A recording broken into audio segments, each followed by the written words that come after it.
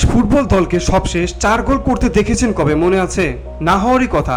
আন্তর্জাতিক ম্যাচে সবশেষ 4 গোল করেছে বাংলাদেশ, সেটা 2016 সালের ঘটনা। এরপর থেকে দল জয় পেয়েছে কালে ভদ্রে, অত গোল করা তো দূরের কথা।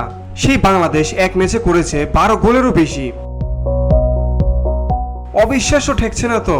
না, অবিশ্বাসের কিছু নেই। বাংলাদেশ সৌদি আরবের মাটিতে এক প্রস্তুতি ম্যাচে এ কীর্তি করেছে। খবরটা শুনে আপনার মনে হতে পারে বাংলাদেশের গোল খরা এই বুঝি কাটতে চলল, কিন্তু বাস্তবতা একটু ভিন্নই। দলটা ছিল মক্কা ভিত্তিক ক্লাব আল ওয়াহিদাত তাইব সিটি, যারা মূলত একটি একাডেমিক দল।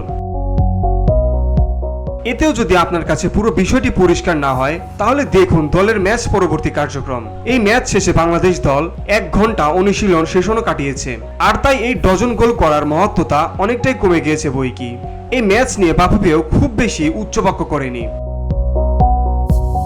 এই ম্যাচ দিয়ে বাংলাদেশ দলের সঙ্গে প্রথমবারের মতো খেলেছেন উইঙ্গার ফাহমিদুল ইসলাম। তাকে ঠিক কোন জায়গায় খেলানো হয়েছে তা নিয়ে এখনো পরিষ্কার কিছু জানা যায়নি, তবে তিনি একাধিক গোলে সহায়তা করেছেন বলে জানা গিয়েছে।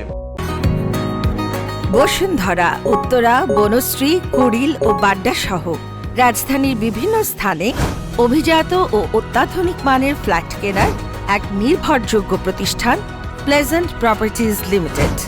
তাই আপনার স্বপ্নের আবাসনের জন্য আজই যোগাযোগ করুন। Pleasant properties limited, where destiny matches eventually. Coach heavier Cabrera বলেন, এটি খেলোয়াড়দের জন্য ভালো অনুশীলন হয়েছে। তাদের বেশিরভাগই অন্তত 45 মিনিট মাঠে সময় কাটিয়েছে, এবং সৌদি আরবের গত 8 দিন ধরে যা অনুশীলন করেছিলাম তা কার্যকর করার জন্য এটি একটি মূল্যবান সুযোগ ছিল।